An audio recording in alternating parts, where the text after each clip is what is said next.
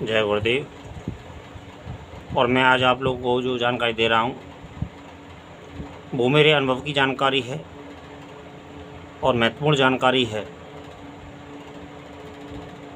इस जानकारी को देने के साथ साथ मैं कुछ एक जानकारियाँ दे रहा हूँ, उनको आप अपने जहन में, अपने दिमाग में और अपने चरित्र में धारण करना। भूमिका बनाता हूँ मैं। हो सकता है मेरा वीडियो लंबा हो जाए, लेकिन जो मैं आज तुम्हें जानकारी दे रहा हूँ वो एक अनमोल जानकारी दे रहा हूँ और पूरी समाज के लिए एक अनमोल जानकारी है और एक सत्य जानकारी है मेरे अनुभव के हिसाब से। हम सोशल मीडिया के सभी जानकार हैं और सोशल मीडिया को हम संपूर्ण समझते हैं,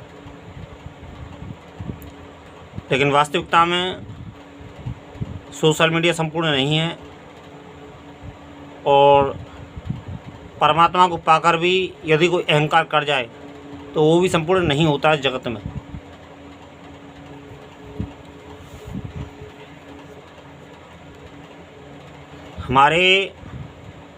मैं अक्सर जिन विषयों पे वीडियो बनाता आया हूँ या फिर आप लोग जो मुझे सपोर्ट करते हैं, तो आप लोग मुझे किस चीज़ पे सपोर्ट करते हैं मुझे तो खैर नहीं पता है, लेकिन जो मेरे पास में सही जानकारी होती है मैं उस बात को आप लोगों के सामने प्रस्तुत करने का और सही से सही जानकारी देने का प्रयास अवश्य करता हूँ मैं। हम तांत्रिक क्षेत्र में बहुत लोगों की रुचि होती है और तांत्रिक क्षेत्र कोई छोटा मोटा क्षेत्र नहीं है। तांत्रिक क्षेत्र बहुत बड़ा क्षेत्र है। तांत्रिक क्षेत्र में कई ऐसी दुर्लभ साधनाएं हैं जो कभी किसी के सामने आ भी नहीं पाती हैं और आ भी नहीं पाएंगी। बहुत ऐसी दुर्लभ साधनाएं हैं तांत्रिक क्षेत्र में, लेकिन कुछ हमारे बीच में ग्रंथ चलते हैं, कुछ लोग तंत्र मंत्र की पुस्तकें चलती हैं और सोशल मीडिया पे बहुत कुछ बताया भी जाता है जो आधा सत्य और आधा झूठ होता है। लीलावती ग्रंथ और इंद्रजाल, हमारी मार्केट में तो ऐसी पुस्तकें होती हैं, ऐसी पुस्तकें हैं, इसको ग्रंथ कह लो या फिर तांत्रिक किताब कह लो या फिर एक तुम कुछ भी कह सकते हो। अपनी अपनी भाषा है, अपना अपना एक नाम है।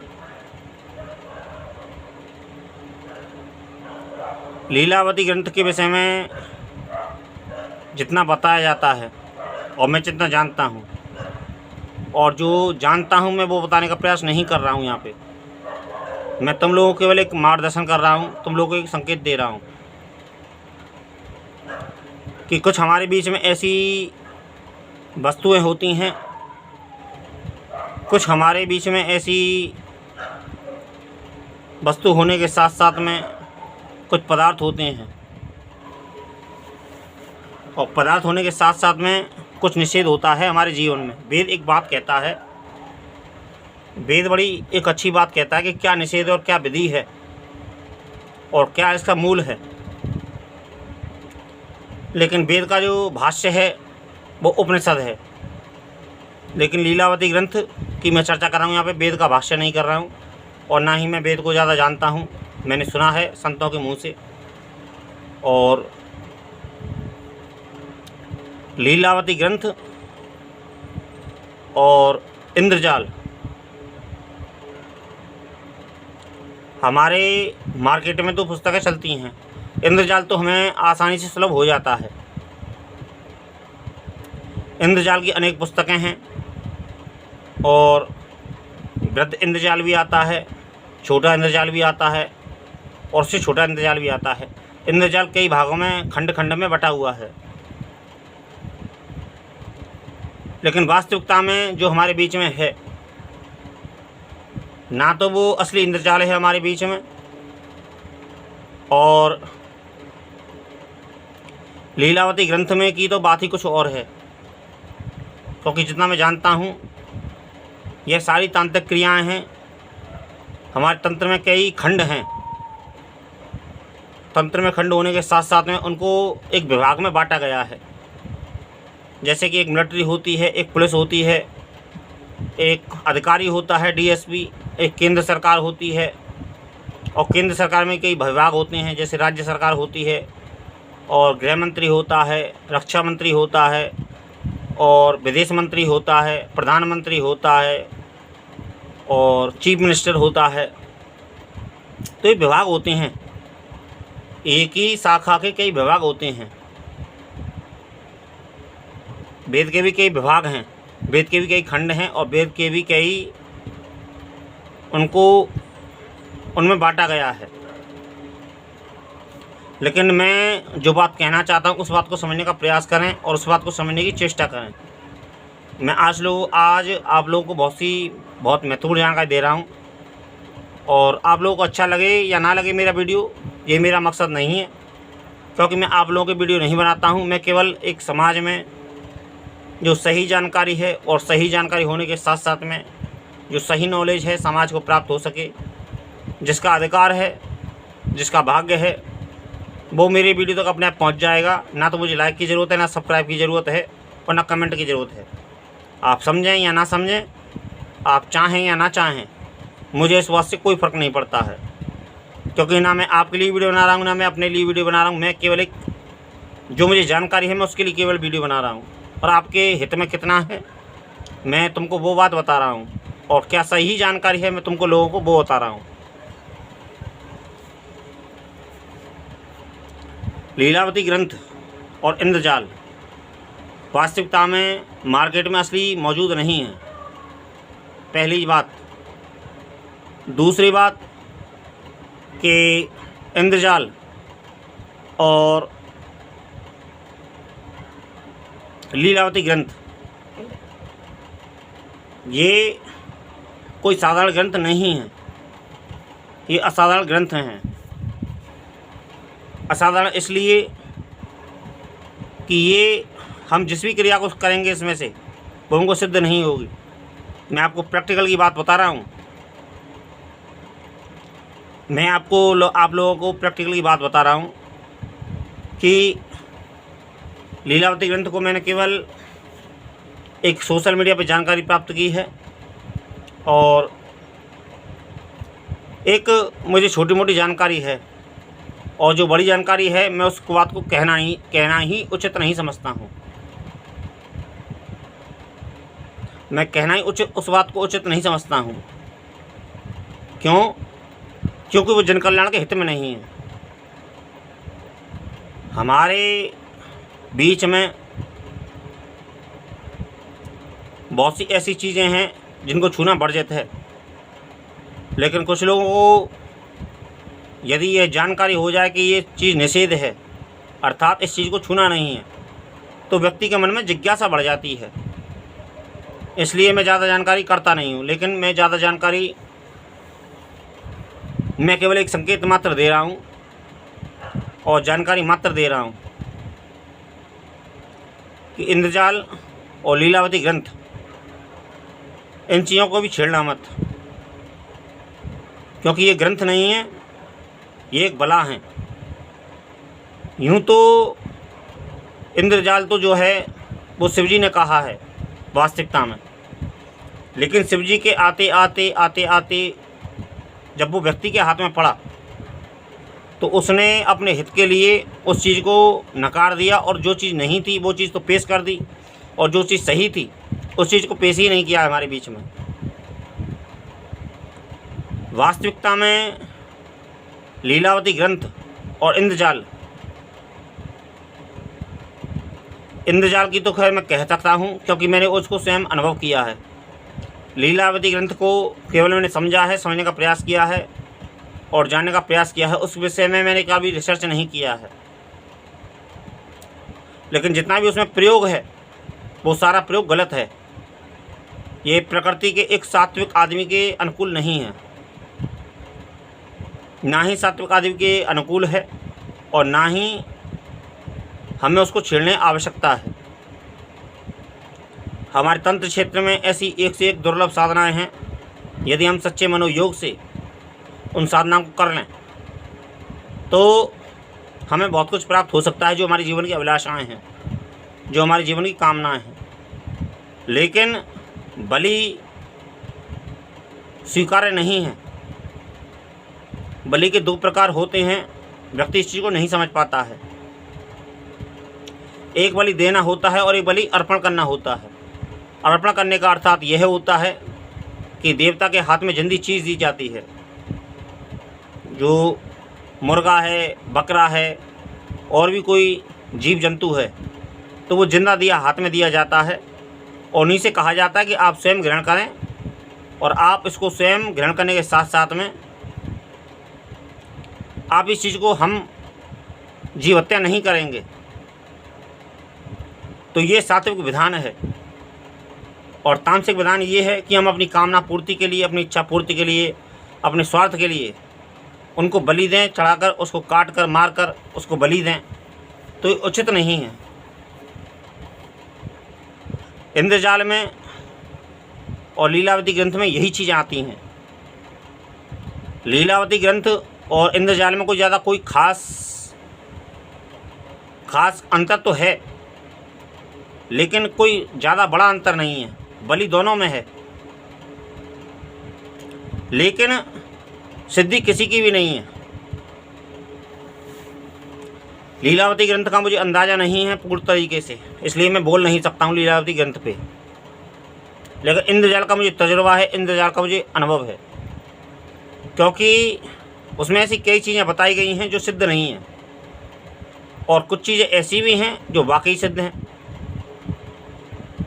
इंद्रजाल में यंत्र आते हैं तो यंत्र सिद्ध हैं, लेकिन उसमें जितनी बलि आई हैं या फिर जितने भी एक अलग चीज़ के प्रयोग आए हैं, जैसे कि मैग्नेट और पाताल तुम्बी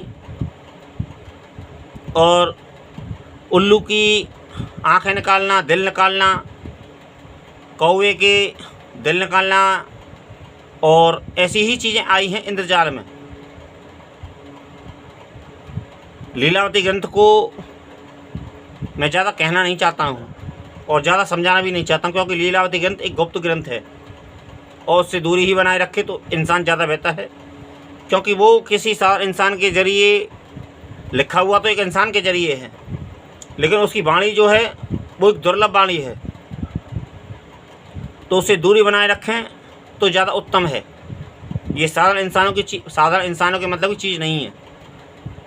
जो तामसिक प्रवृत्ति के लोग होते हैं, जो राक्षस प्रवृत्ति के लोग होते हैं, जिन्हें ना भूत का ख्याल है, ना भविष्य का ख्याल है, ना जिन्हें नरक का ख्याल है, ना जिन्हें स्वर्ग का ख्याल है, केवल उन्हें वर्तमान का ख्याल है और जो चार वाक्य के सिद्धांत पर चलते हैं कि जो है वही सत्य है और बाकी सब असत्य है, तो वो उन लोगों के लिए है।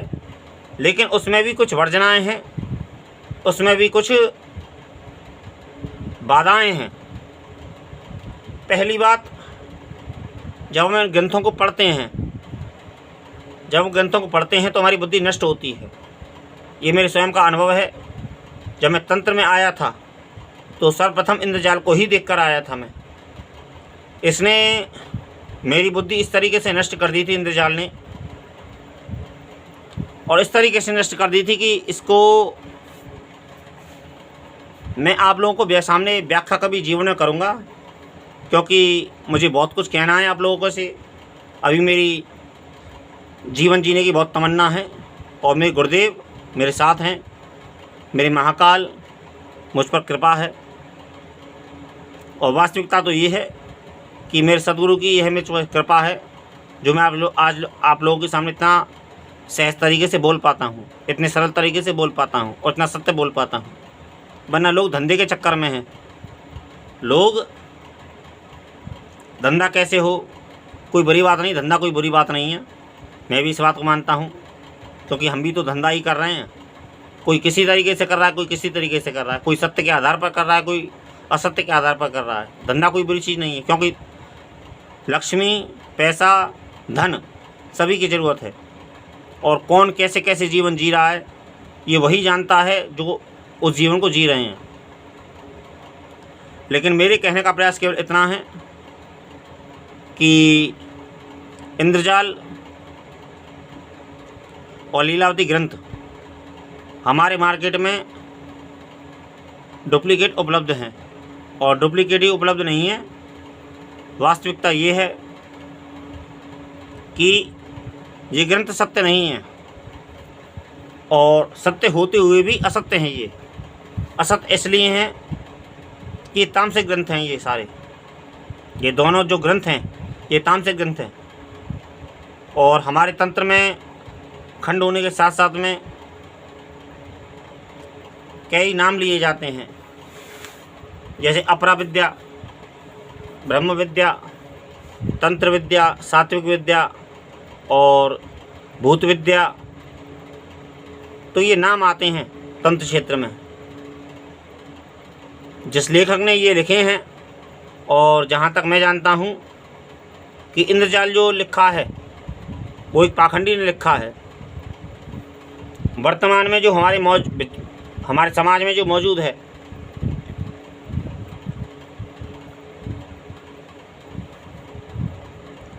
वर्तमान में हमारे बीच में जो इंद्रजाल मौजूद है वो डुप्लीकेट इंद्रजाल है, क्योंकि वास्तविक इंद्रजाल गुरुमुखी है, और इसे इंद्रदेव का जाल कहा जाए तो कोई बुरी बात नहीं है, क्योंकि एक महामाया जाल होता है, महा इंद्रजाल होता है। ये संसार जो है वो महामाया जाल है, महा इंद्रजाल है, और जो पुस्तक में जो तुमको पुस्तक की जानकारी दे रहा हूँ वो इंद्र महाजाल है। लेकिन इंद्र महाजाल जो है वो गुरुमुखी है, जो हम लोगों के सामने मैंने अपने जीवन में कई प्रयोग किए हैं, और वास्तविकता ये है और सत्य ये है। मैं संपूर्ण सत्य, मैं आप लोगों के सामने सत्य कह रहा हूँ इस वचन को, कि मेरे अनुभव की चीज़ है। मैंने कई साधना की हैं, सात्विक चीज़ें, तामसिक चीज़ें, मैंने कई चीज़ें की हैं, लेकिन इंद्रजाल की मुझे यंत्र तो सच्चे लगे। इंद्रजाल के जो यंत्र हैं इंद्रजाल में वो तो सच्चे हैं, लेकिन वो एक ही बार प्रयोग होते हैं, केवल दोबारा तुमसे प्रयोग नहीं होंगे। लेकिन उनको प्रयोग करते समय बहुत सोच समझ के प्रयोग करना, क्योंकि वो बहुत तीक्ष्ण हैं, बहुत घातक हैं। तुम्हारे ही जीवन को नष्ट कर देंगे वो, क्योंकि तुम उनका प्रयोग नहीं जानते हो। मैं जानता हूँ प्रयोग, ये मुझ पर कृपा है अपने गुरुदेव की, मेरे पिता की। मैंने पिता से ही एक बार बातों बातों में ही यह चीज़ सीखी थी। बातों बातों में ही मेरे पिता ने बड़ा अध्ययन किया है अपने जीवन में, तंत्र क्षेत्र का और साधना का। मेरे पिता ने बहुत अध्ययन किया है इस जीवन में, लेकिन वो कभी कामयाब नहीं हो सके, केवल अपने क्रोध के कारण। क्योंकि वो तंत्र में आए थे किसी हिंसा को लेकर, लेकिन वो कभी कामयाब नहीं हो सके, क्योंकि वो ईश्वर के वंशज थे, ईश्वर की उन पर कृपा थी। उनको कभी ईश्वर ने उस चीज़ में नहीं ढकेला, या फिर उनकी कर्म एक प्रवृत्ति होती है इंसान की, सात्विक प्रवृत्ति होती है। जो लोग मांस तो खाते हैं लेकिन हिंसा, उसको हत्या नहीं कर सकते हैं, ऐसा होता है। मैंने भी अपने जीवन में मांस भक्षण किया है, मदिरा पी है, शराब पी है मैंने अपने जीवन में, लेकिन इन चीज़ों को सही नहीं माना जा सकता है, क्योंकि देवता हमारी पूजा को अस्वीकार कर देता है, तो सही कैसे माना जा सकता है। हम जिस देवता को, जिस इष्ट को, जिस भगवान को हम पूजते हैं, यदि वो ही हमारी पूजा को अस्वीकार कर देता है, तो कैसे किसी चीज़ को सत्य माना जा सकता है, कैसे किसी चीज़ को स्वीकार माना जा सकता है। लेकिन एक यह भी बात आती, तर्क आता है कि हमारी माता दुर्गा का वाहन शेर है, तो शेर होने के साथ साथ में वो मांस भक्षण करता है, लेकिन फिर भी माता दुर्गा का वाहन है। तो अर्थ यह होता है कि मांस खाना बुरी बात नहीं है, मांस की निंदा करना, शराब की निंदा करना और परमात्मा की निंदा करना ये बुरी बात होती है। मांस खाने के लिए होता है, कौन खाता है कौन नहीं खाता ये अलग चीज़ है। लेकिन कुछ लोग उसकी निंदा करते हैं, तो ऐसा शिव जी कहते हैं, ऐसा महाकाल कहते हैं स्वयं काली शस्त्र नाम में, कि वेश्या, मदिरा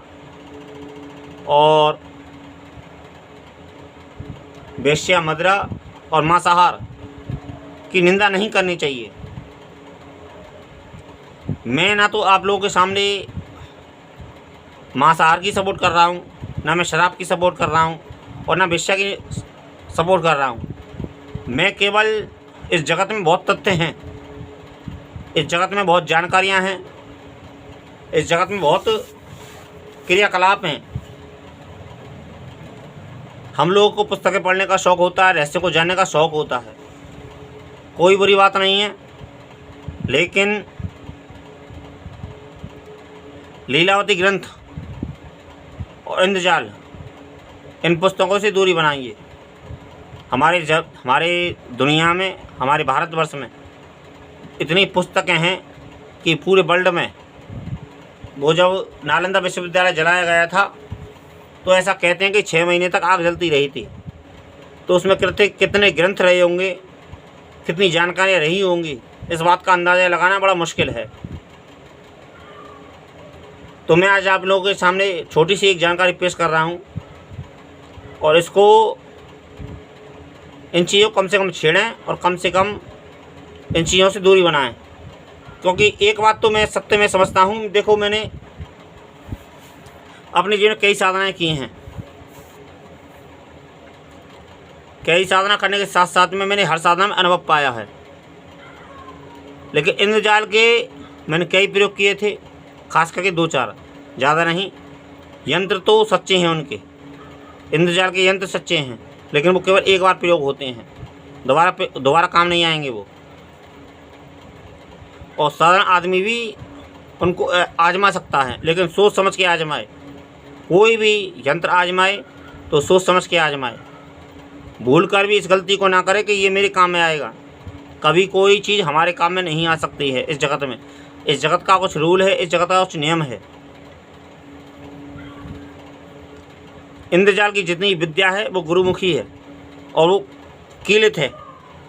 वास्तविकता में मंत्र को कीलित बताया जाता है, जो इंद्रजाल है वही कीलित है शिव जी के जरिए, क्योंकि इंद्रजाल जो कहा है वो शिव जी ने ही कहा है।